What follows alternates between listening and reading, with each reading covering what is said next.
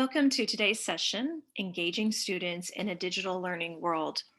As you know, this school year has brought various challenges and opportunities. Our blended learning environment has challenged instructional practices and impacted student learning.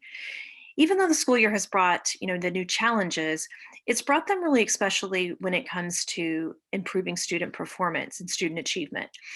In the district that I serve, as well as many districts across the state, you know, more than half of their student population is attending school virtually.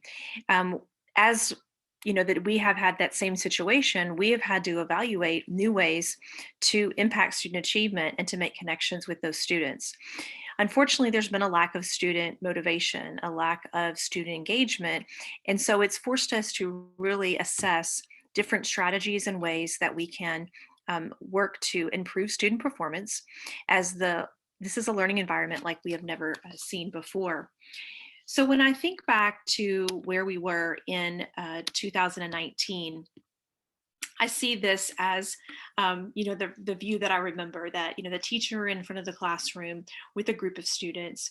And very quickly, as we moved into 2020, our focus had to change. We changed the way that we had to teach. We had to, basically flip instruction on its head and look to see how can we actually reach those students in a virtual setting. So when I think about present day learning, I think or these visuals pop into my mind. Students are struggling. They are faced with having to, take all of their classes online. And for some students, this is obviously a huge challenge. And even for some of our best learners has been a challenge. So when I see some of these photos, I see the frustration. I see how these students are not feeling like they're connected. And one thing also about these particular pictures that I wanted to incorporate is that no one else is around. It's just them in front of the computer. And so there is this sense of isolation that this type of virtual learning or this of virtual learning has actually brought into the picture. So as we think about distance learning, I want to share a brief video that I feel like a lot of us can relate to, that gives us a little bit of a glimpse of what we've been struggling with as we have moved into the world of distance learning in 2020 and into 2021. All right, can you see me now? All right, I should be good now. Everybody see me? I feel like it's the Zoom thing. Wait, click the what? Okay, I got the cords. Now what? Oh, you have a dog. Well, don't be careful with your. Wow, you have a cat. Aw, everyone has pets to show. Awesome. Day 2, got an email. Apparently, we got to design our own lesson plans for the online curriculum. Anyways, long story short, freaked out, spent $4,000 on teachers, paid teachers. District is confused, kids are confused, parents are confused, teachers are confused. One thing we're not confused about is how confused we are. Good morning, students. Welcome to another day of online class. So today we're going to get back into chapter 6. Does anyone have any questions about bimetallism or westward expansion? Conjugation is where you. We're going to act as if we are really in school. At school, you guys just get to go in and out the refrigerator as you please. No, you don't. So get out the kitchen. Yeah, no, this is my fancy office when everyone else is being so loud in my house. New email. We understand this can be stressful, so we have assembled this easy list of 145 strategies for you to use while teaching online. Read over them and be prepared to discuss all of them at the next Zoom meeting tomorrow. Be ready. Oh, great. Of course.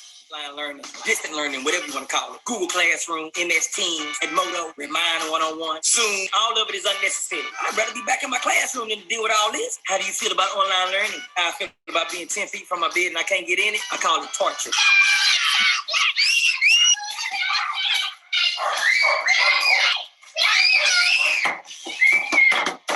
It's only day 3, and I'm already hiding from my children. Not my school children. My real children. All right, I got a math problem for you. Now, if daddy's been locked up in the house for 15 days, times 3 hours a day for teaching y'all, divided by 2 hours of sleep, divided by 11 more hours of him having to clean up after y'all, how many glasses of wine does daddy have to take so he doesn't lose his damn mind? All right, so as everybody sees this right here, what we're gonna do is, oh, it's backwards? Okay. Is that better? Set up password for the kids, set up a schedule for the kids, set up our schedule, have a virtual team meeting. Why? Y'all just come up with this stuff yesterday? I know half these kids don't got no internet. Almost all these kids don't got laptops. What kind of games y'all play? Hi, kids. I am teaching from inside a closet today. As a parent, I have found it is the only way to escape my and stop them from interrupting. I feel like the kids on Jurassic Park. If we don't move, maybe they'll leave us alone. The most important thing. Hold on a second. I'll be right back. Ah! Sorry, guys. I thought I ended the meeting. Have a great day. Okay. Recess. Go outside. And after that, get suit up and go back outside because it's PE time. Wow, you guys are all talking at the same time. It's like we're actually in our classroom. I miss you guys. So I'm sure that several of us can relate to various scenarios there. I think that all of us have definitely had to face numerous challenges as we have been getting into, teaching from our homes to teaching into a classroom with nobody in there, to teaching to blank screens, to a variety of different ways that we're having to reach our students. All right. Can you see me now? So, all right. I should be. Let's see. Move on to the next here. So as I was looking into developing this professional development session, I really wanted to hear from teachers, and my main goal was to understand how they were feeling in this blended learning environment. What does it look like with virtual and in-person instruction? How are you feeling at this point? And I think that this is interesting because I was pleased with some of the results that I got, but I think if this would have been something that I would have done at the beginning of the year, maybe 2 months in, I would have had very different results. But right now, teachers are feeling, pretty comfortable. They're making progress. There's still some people that, feel some discomfort, and they feel like there's been some loose direction in this process. But overall, people are feeling a little bit more comfortable. And I think that has come with, we're starting to find ways that we can adapt this type of learning and with various strategies. The other thing that I asked them is, what has been your biggest challenge when it comes to teaching this year? And this is what really drove home the reason for this particular session. I asked teachers, is it planning lessons to work for online learning? Is it student motivation? Is it student engagement? Or is it just managing in-person and online student instruction, since that is what our district is working with at this current time? And really it was split, but for the most part, people were talking about student engagement, the lack of participation in lessons. The motivation is a big key because they're not turning in any work. So based on these results, this is what took me forth in wanting to look to see what are some ways that I can possibly help with that student motivation. Are there strategies that I can provide teachers as a way to help them to possibly, create more or to eliminate that gap between student engagement and student motivation? So, engagement is an essential part of classroom learning. It's something that is talked about in any type of practice of classroom management, as well as creating, that engaging classroom, engaging lessons. And I think now we're just going to take what we have. We have to take what we have in regards to understanding what student engagement means, and how do we adapt that or refine it to help within a digital classroom. So it's important for us to consider, what it means to say that a student is engaged and what it takes for a student to be engaged. And I'm hoping that today's session is going to help you get a little bit closer to understanding how we can implement some new strategies, as well as closing the learning gap. So we're going to start off with some learning objectives, some things that I feel like we can set the tone for our session, as well as some questions to consider. And then go into just define and understand what is student engagement in a digital classroom, as well as, how do we know when students are engaged? What are some strategies that we can use or tools that we can start using immediately to hopefully start to see more of engagement? And then how do we implement those in the digital classroom?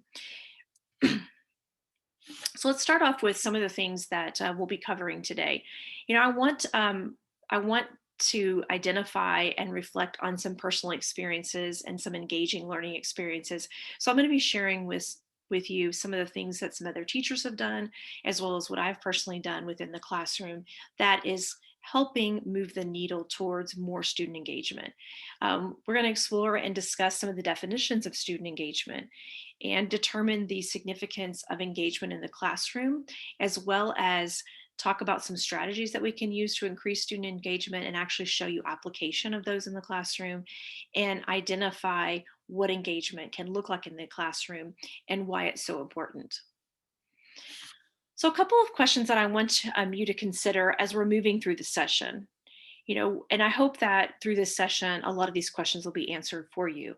What role does engagement play in the learning process? I know a lot of people have asked, why should we prioritize engagement ahead of all these other competing priorities? We've got so many other things. What does it mean for a student to be engaged? How can we tell when a learner is engaged? And how do we measure that in student engagement in an online environment? And the biggest question I get from teachers is that, what tools can be used to engage virtual learners? I want to have a toolbox of things that I can use so that I can feel like I'm engaging with most virtual learners. So I'm hoping that a lot of those questions are going to be answered for you today. And as we move into starting to define and understand student engagement in the digital classroom. And I came across, as I was doing some research for this presentation, a principal that shared out what one of the teachers was doing. And one of the teachers does weekly checks with students and also checks in usually at the beginning of each grading term. And one of the questions that the teacher recently asked, just recently, is to a student, is there anything that you would like your teacher to know? And I thought that this was very interesting that the student said, kids don't learn remotely, we do work remotely. And this is what the student shared with the teacher of saying what they wanted the teacher to know. And I thought, wow, that is a really profound statement and really caused me pause, because we think that we keep kind of putting it saying students are learning remotely, but what are they thinking? What is their mindset? And they're saying, well, I'm working remotely. So we need to learn how to change that mindset and so create those engaging learning opportunities so that students can start to feel like they're learning remotely and not just doing work. So when we look at defining a student engagement and trying to see how does their definition of student engagement transcend into that digital classroom. Numerous studies have shown that higher engagement in thought, feeling, and action in the classroom are supported by the teacher's ability to deliver quality instruction, create a caring and structured learning environment, have high expectations for the students, involve them in meaningful tasks, and share with them like these real world implications and make these connections to real world, as well as creating these connections with students. So if that's what engagement looks like, how does that transcend into that digital classroom? It's really important that we take what we already know what student engagement is and kind of redefine what that's going to look like. We want to provide a wide range of activities for students to create this more learning environment, but what are those activities going to look like and how can they work in a virtual classroom?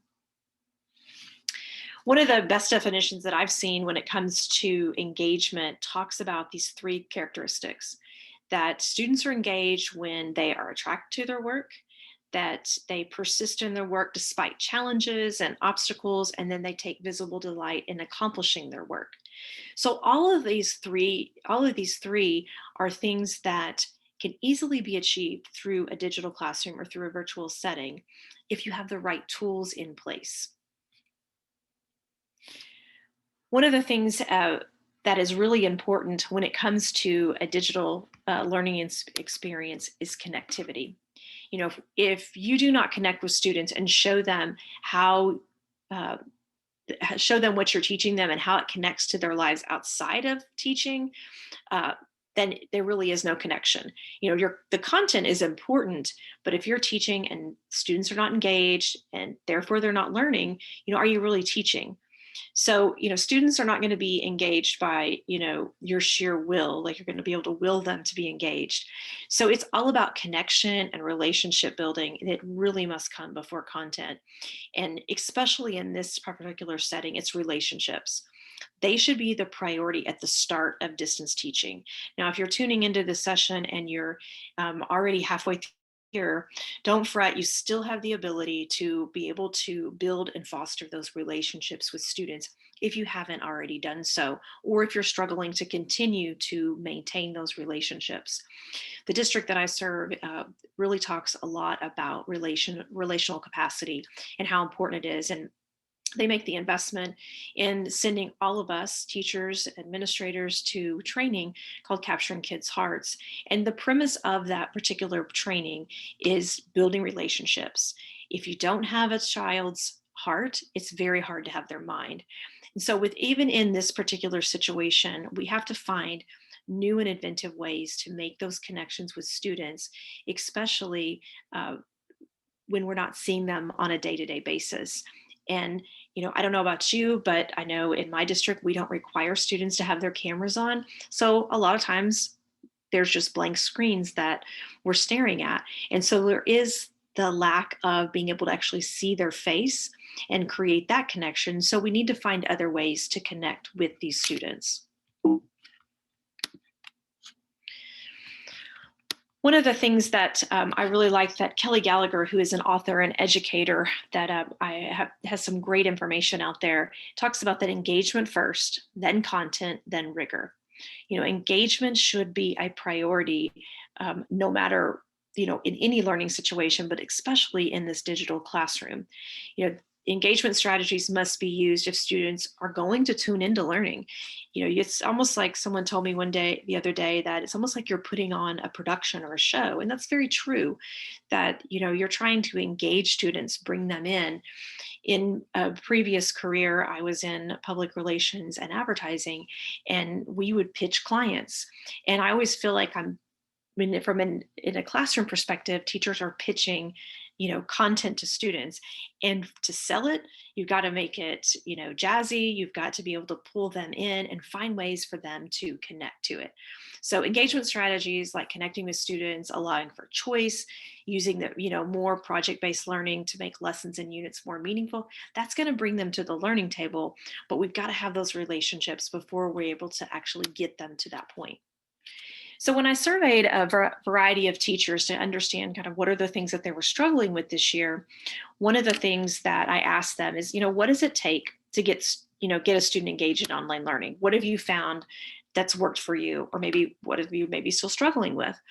And a lot of them did talk about, you know, making a connection with the teacher or the class. They need to feel important or valued, and they tend to do the work, or at least intend to participate in class. You know, having that meaningful content and the opportunity to discuss and interact with peers, I feel like is critical. You know, sometimes students are a little bit more engaged when they're online if you have activities for them to interact with, discussion questions, breakout rooms, polls, Kahoot, Quizlet, Nearpod. These are all different tools that we're going to be talking about today that can be used to engage students in the learning process, but make them feel like they're a participant. I love how some teachers say that they message students to check in on them if they haven't seen them on a Zoom or haven't seen them participating in class, just to kind of check with them. And that really hits on that social emotional learning that students are really lacking at this point. We have some students that have been virtual now since March, and here we are moving into February, and these students haven't set foot back on a campus. And there is this isolation that they're facing, and they're lacking some of that social emotional support that they're needing. Some are at home doing this virtual learning on their own because their guardian, mom and dad, are not there because they're out working, or they're working from the home and they don't have the opportunity to sit with them as they're going through this learning process. So having that extra support of that teacher, showing that empathy is really important, and more so now, even with this online learning environment. And again, it goes back to, continuing to create that empathy, showing students that you care. Kids show up and they will do things for teachers that they care about and that they feel like believes in them, and that feels like they have a valid, has that valid interest in them. So they need to, this online learning, even though they're behind the screen, it seems like they're even a little bit more closed off, and they don't really feel comfortable. So they need to feel safe within the environment. And one of the teachers talked about, doing some low stake activities, polls or chats that don't require verbal participation. Again, that still puts people on the spot, even though they're not seeing their face, they can still hear that voice. So lots of different ways to keep, to get students engaged in online learning that teachers are using. And I want to actually show you some of those tools, as well as show them an action in the classroom. So before we launch into some of the instructional or the engagement tools that you'll be able to use, I'm going to show you this brief video. It does give you some great tips into keeping students engaged in the classroom, and what are some things that you should prioritize when you're starting this journey of refining some of the lessons that you currently have or your approach to teaching.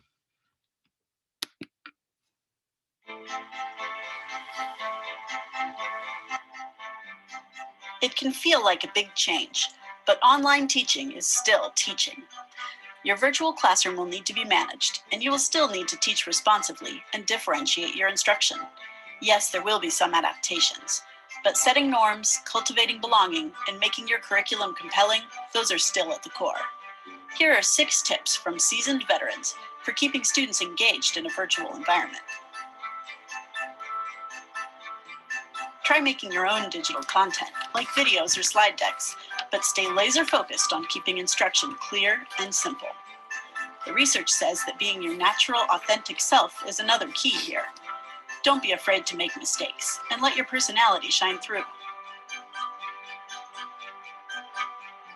Navigating virtual spaces can be confusing, and you don't want students missing critical info.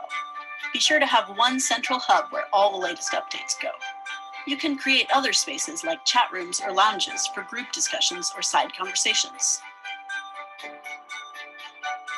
Virtual learning doesn't need to be chaotic. Share clear expectations for participation, respectful interactions, and dress code. Ask students to design agreements together to ensure every voice is heard. It will help them stay focused, empathetic, and kind. You may not all be in the same room, but students should feel a sense of community. So make time for small group work and relationship building activities. That keeps the humans behind the texts or video screens connected. Giving your students some space to learn independently builds critical skills, but they'll need support too. Set online office hours so your students know when they can reach you. You should also participate in discussion threads and offer guidance and encouragement regularly. Research shows students retain more knowledge when they've actively engaged with materials. Keep learners from becoming passive observers by finding ways to build in polls, break for brainstorms, or drop guided questions into the instruction.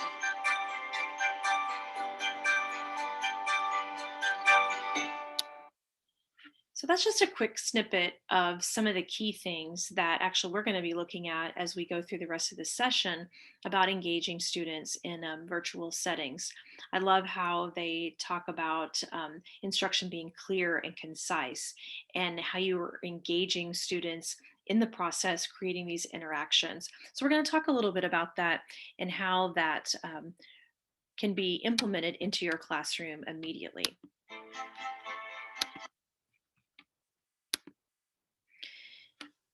So what does it take to keep students engaged in virtual classrooms or virtual settings? So, engagement is at the core of learning and really starts from the first moment. So yes, we started maybe at the beginning of the year of working to create some engagement, but here we are as we're moving into the second half of the year, and we don't need to forget that engagement really needs to be something that we think about and prioritize when we're looking at all of our lessons as we move through the rest of the year, especially as students start to get a little bit leery, or not necessarily leery, but maybe more worn down with this whole process.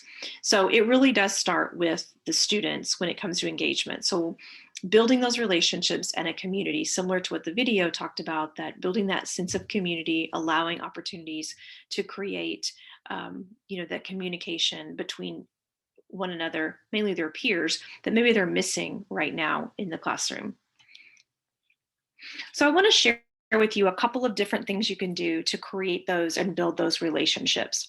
And these are also tools that you can use with your content, but I want to focus first on just getting students engaged in virtual settings and potentially ways to continue to create connectivity personally with students and their peers, as well as you and the student. So maybe it's using a tool called Padlet that allows you to put a variety of different questions out there for students to upload images, words, phrases. This is one that I use at the very beginning of a school year just to get to know students and start to understand a little bit more about their personality. But this is something that could easily be used throughout the year, even on a weekly basis, just some check-ins, like post a meme for how you feel about Monday, or post something about Friday, or it could be a question about a lesson, some lesson content that was done the previous day. But really, it's a great way to engage students from a personal level, get to know a little bit about them, create that connectivity. And as you learn more about them, then you can use some of those learnings as you are starting to formulate your lessons to hopefully build that in. And so you're creating these real world connections for them. Another great thing to use too, just to maybe make students think a little bit beyond their space that they're in, because they could be working like in their room, in a small space, a closet, as mentioned in that video. This is again using Padlet. And if you could be anywhere in the world right now, where would you be? And this is a great way to start talking about just different locations, getting students to be thinking beyond their little workspace. But great idea for history or geography, or even English, or even science, to maybe pinpoint then on an area that someone maybe said they wish they could be, and make a connection back to the lesson for that day. But again, providing that escape for students and getting to understand a little bit more about them. This creates discussion and, asking them, so, John, why do you want to go to Guatemala, or why do you want to go to Australia? And it creates this discussion that we're missing a lot in the classroom, rather than some students now are just coming into a virtual classroom and kind of sit and get information, and they're missing out on that camaraderie between teacher and peers.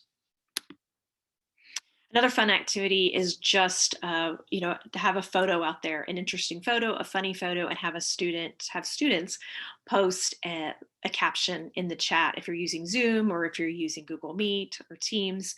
And the photo could just be a random photo, and it could be something that they look forward to on a weekly basis, or even encourage some other students to provide photos. Probably need to vet them first through you, depending on your age group. But this is another way too. You could have an interesting photo or a piece of art that's connected back with your lesson, and they can caption it. So again, creating just more of this personal connections, rather than this just being content driven at this point. Maybe it's sketching or drawing. Students are missing a lot of that kinetic learning, to be able to move and do things. And so, encouraging them to sketch or draw something, and give them some time to do that, give them a heads up, maybe get some pen and paper, have a chalkboard, have a whiteboard. Sometimes you can even use the whiteboard through some of these online recording tools, but having them draw something, what's your superpower? Again, just trying to pull information out of who they are as an individual, especially in this particular virtual setting. Students tend to not be as open as I think a lot of us anticipated they would be because they were behind a screen, but they seem a lot more closed off. And I think that has to do with a lot of them feeling so isolated at this point. Let me go back. So there are a lot of engaging instructional tools that you can use for student engagement. And so I didn't want to present all of them to you, obviously, and wouldn't have the time to do that right now. But, as mentioned in the video, I'm not going to give you 147 and you got to know all these. So through my conversations with various teachers, these are some of the tried and true instructional strategies that they have used successfully in the classroom. And I'm going to show you how some of those have been used in the classroom. So there's a lot of things out there for you to utilize, and I encourage you to find your 5 to 6 favorite tools to use and really get yourself familiar with them. And also it gives your students an opportunity to just use a small grouping of tools rather than trying to introduce something new all the time. Obviously getting tools that give you options for a variety of different things, but then you're not overwhelming yourself as well. But Nearpod is outstanding. I'm going to show you some different pieces of Nearpod. Breakout rooms through Zoom are a great way for you to be able to use. Let's see here. Looks like my computer here stopped here. Let me start over here. Bear with me. This is technology. All right. So Zoom breakout rooms are great tools for you to use. Oops. All right. Let's start here. This is real life, people. This is what happens in the classroom. So Flipgrid is one that I wanted to point out. Flipgrid is a great tool that I've used because sometimes I don't get to see my students. And so being able to use Flipgrid, even with staff is a great way when you all feel kind of isolated, that you're seeing faces and you're able to actually see what they look like, encourage them to actually speak and converse and talk about something rather than typing it or sending it back in a discussion board, which discussion boards are really great too. But Google Forms are great. Google Slides are fantastic for collaboration. I'm going to show you some of that, and polls through Zoom or even Poll Everywhere. A lot of different tools, again, that are out there, but I really encourage you to find a few that really work best for you, that have some great capabilities, and so that you can, feel comfortable with them. If you're comfortable with them and you are able to present that to your students, they'll feel comfortable using them as well. So as I showed you a list of, about 20 plus different instructional tools that you can use for engagement, sometimes it's hard for us to decipher, well, which ones should I use? So I wanted to briefly talk about how do we evaluate those engagement tools. As I mentioned, selecting a suite of tools is important, but it can be challenging. So because there's so many to choose from. So I would consider the following when I'm looking at selecting engagement tools. What learning function does this tool fulfill? Is it developmentally appropriate for my students to use with minimal adult assistance? If I have my elementary learners that maybe don't have parents around to help them, is this going to be something that they can use? Or even in my secondary learners, is this something that they don't need a lot of support with? And maybe even they don't need a lot of support from me because I'm trying to ensure that everybody is participating. So you've really got to take that into consideration. As well as, will this strategy require most or all of my students participate? Is this something that I feel like I'm going to get everyone being able to participate, not just something where it's allowing just 1 or 2 students? Is that strategy that I'm using or the tool that I'm using, is it going to help differentiate the needs of different types of learners? Is there ways that I can add other pieces in it so it's going to help my different learners? Can students move at their own pace with this particular tool? Nearpod is one that definitely does that. Will students get practice? Will they be able to practice skill being taught? So is this tool something that I can get students to practice? It's not just some fun, activity, but there's actually some value in it. Can they work independently or in groups? And then how is this learning going to be assessed? Is there a way that I can assess the learning through using this engagement tool? So a lot of questions to consider, but I think that as you evaluate each one of the tools that you come across, you start to consider, is this going to be effective for me? And is it something that's really going to create value? And is it going to create engagement if that is your main goal? So one of the things a word that kind of stands out to me when it comes to engagement in a digital classroom is interaction. Interaction is essential to establish engagement. Interaction with the content, interaction with peers, and interaction with the teacher. So it's important. Sometimes you're maybe not going to be able to get all of that, but at least having that interaction with peers and content is really critical as you're starting kind of in the process of being able to establish this community and this relationship. As well as the teacher too. And I know that sometimes these different strategies or these tools that we're talking about don't allow you to do all three of these things. But I think there is a way that you can still use these tools and potentially find ways to have interaction amongst the content, the peers, and the teacher. I think that's going to be where you're going to get your highest level of engagement, being able to do that. So I wanted to show you a few things that you can use right now that you can implement into your digital classroom based on some of the tools that I just shared with you. I want to show you them in action. So this is one thing that you can do on a daily basis. And we've all fallen into the trap of the Bitmoji classroom. It's cute, it's fun. You get to personalize it. Some have taken it way out there and put lots of information out there, but you can make it very simple and just providing students with the agenda for the day and what we're going to be focusing on, and then personalizing it a little bit. Some teachers, put out their students' birthdays or recognition. It's just another way to create a connection of like right when they come into that virtual classroom or even in the classroom that's projected, that they have that sense of this community, that this is our class. So there's a variety of different things that you can do to make it feel a little bit more connected, or you can just put something out there as I've presented here where it's just the agenda. It's got tutoring times, and it's just, got some basic information, but you can always look to personalize it in the future. As I mentioned earlier, Nearpod, huge fan of Nearpod. It's one of my go-to tools when I'm doing any type of instruction because of its functionality and capabilities. It allows you to embed lots of different activities. It allows you to do polling, open-ended questions, as I've presented on this slide here.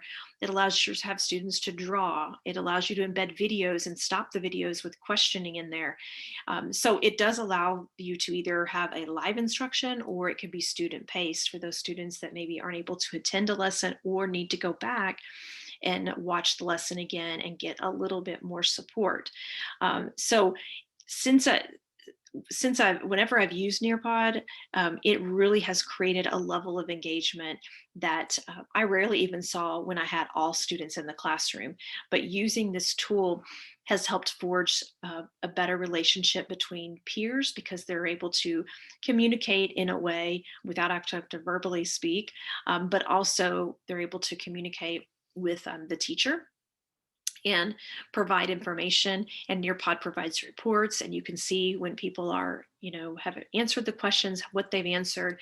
And so it's a really good way to assess the learning too, where some of those people that are still struggling, you can work to, provide some intervention for them, or how you can maybe scaffold in some new instruction to help support those struggling learners. So I want to show you, this is another component of Nearpod, the collaboration board. So I want to show you how this is in action. This is students were asked to pick between Chick-fil-A or Raising Cane's and give some reasoning as to why which one was better or which one they preferred.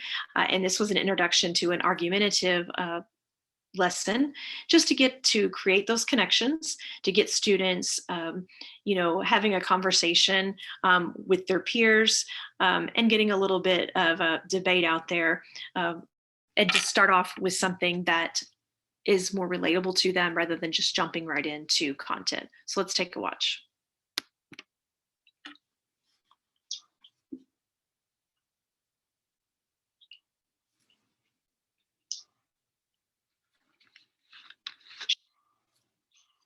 Got some people talking about options.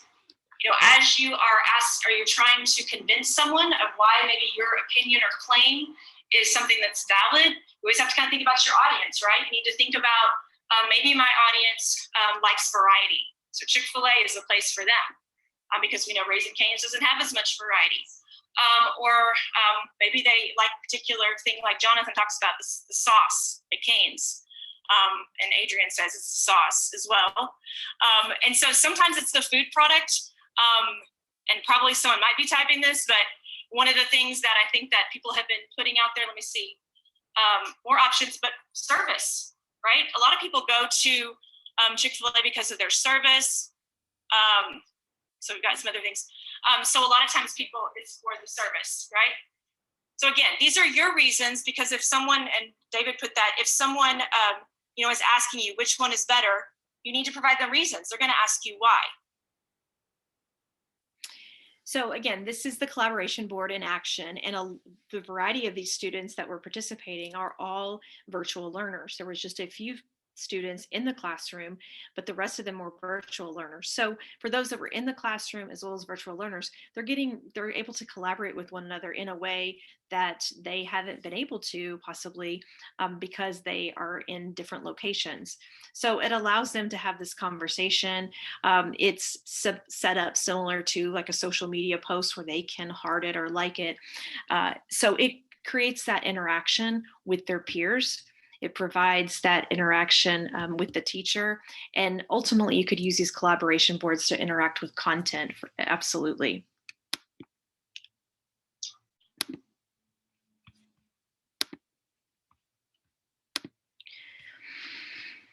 So I'm going to show you another way that you can use a strategy or a tool for engagement in the digital classroom, and that is Google Slides. Google Slides is a great way for people to collaborate, large groups to collaborate, small groups.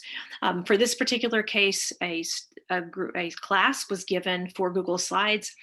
They were placed into small groups through Zoom breakout rooms, as well as in the classroom as a small group. And each of them were given a slide to work on. And each slide had particular task, and students then were supposed to select a task and put their information within the designated box. And then this is where the students have completed that, and now discussion is taking place. Rights Association.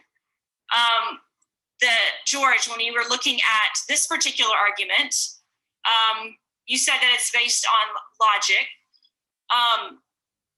What do you think? Let me see what you put here. She said, "What great deal smarter and know that." So, how do you think that what you've put there? How do you think that logic or that particular information that you listed? How do you think that helps her claim? Oh, well, I think it has to do with what she was observing, when she was seeing other women and how, what situation they're in. Okay.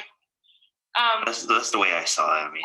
Yeah, and I mean, again, all of us, the way we see things, as long as we're able to back it up with reasoning and evidence. What about within your group? Do we think that maybe she also used an emotional appeal? So that's a quick snapshot of how I'm going to show you actually what the final product looked like, but how you can engage students to at least focus on one particular area, and they're engaging with the content. they're collaborating with their peers, even though maybe they're not communicating verbally, but they're collaborating in the sense of they're collaborating to help break up the work, to help each other go along with the process. And it also will help them too if they have something already in front of them, they've had time to think about it. Then when you do try to ask them a question, they have something to kind of go back onto. Rights Association. So let me go here.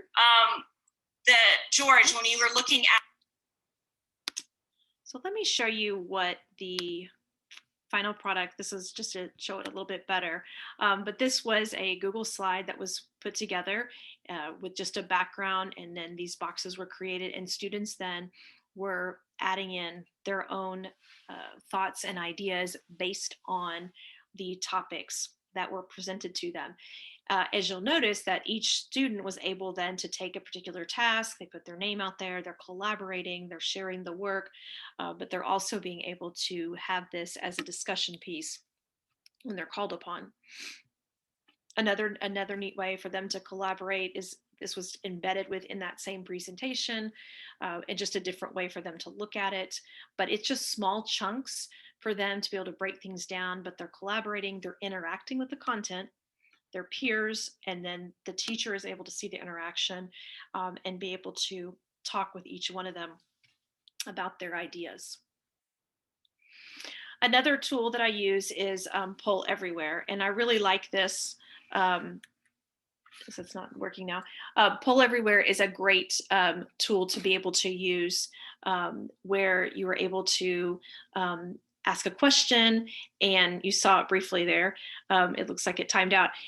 You ask a question, and then all of the responses then will pop up. It's anonymous then, it just puts the responses up there, but it allows you to do some quick check-ins with students, and maybe it's just checking in how they're doing. It could be discussion questions, but it's a very easy way for all students to participate in the classroom. They have a QR code in virtual learning. They just type in some information like a URL, and they're right into it. So it's a great way to embed those discussion questions to keep students engaged through the process rather than, again, just sitting and getting information. So, this session, it's really provided more of you just the foundation for understanding student engagement. And there's still a lot to cover. And now it's really up to you to maybe take it another step further and utilize some of these ideas and tools presented in the session. And, I'm going to challenge you to make at least 3 specific challenges in one of your own lesson plans to increase student engagement. So you've got some tools now, you've got some ideas possibly, you've got ways to evaluate those tools. Think about look at a lesson that you have coming up, or maybe look at a past lesson and what could I have done possibly to use some of these tools to create engagement, to possibly foster that sense of community, relationship, to create interaction. So as we're, closing it out and, pulling everything together, we have spent today's session looking at some research and some practice around increasing student engagement in the classroom. And I want to revisit a few guiding questions that I started off with and that I reviewed at the beginning of today's session. I asked the question, what role does engagement play in the learning process? And I hope that through this session, you're able to see that it is a critical piece of the learning process, that really it starts with engagement to be able to ensure that students are, coming to that learning table. Why should we prioritize engagement over all these other competing priorities? And I hope that you're starting to see now that why engagement is such a critical piece and why it is something that needs to be focused on, and that we really need to strive to look for new ways to refine our content, refine our approach as we're moving through this virtual setting, and why engagement is going to be that tool that I think is going to help bridge the gap of where we're seeing the lack of student performance or achievement. So I want to thank you for taking the time to share your experiences, explore new ideas. allow me to share my experiences and my ideas, but really be open to what I'm sharing with you. And I'm hoping that you're leaving today's session, with some new strategies to increase engagement. It's always a goal of mine that whenever you attend a session, that you walk away with actually with something tangible that you're able to go back in and implement into the classroom rather than just, notes. So I think I'm hoping that with some of the tools that I showed you and some of the things that were already in practice, that you can easily adapt them and put them into your own lessons or to your own classroom to start fostering those relationships with your students, or continue to foster those relationships with students. So, oftentimes it doesn't require us to completely revamp everything. It's just some little subtle changes that we can start to see the difference, and how we approach things within the classroom. And I wanted just to leave you with a couple of these quotes as we are dealing with a challenging environment. I love how Babe Ruth, he quotes, "It's hard to beat a person who never gives up." We can't give up in this process. I know that a lot of times feels like you know, um, we're running into this brick wall, but we've got to just continue to, power through. And the hard days are going to make us stronger.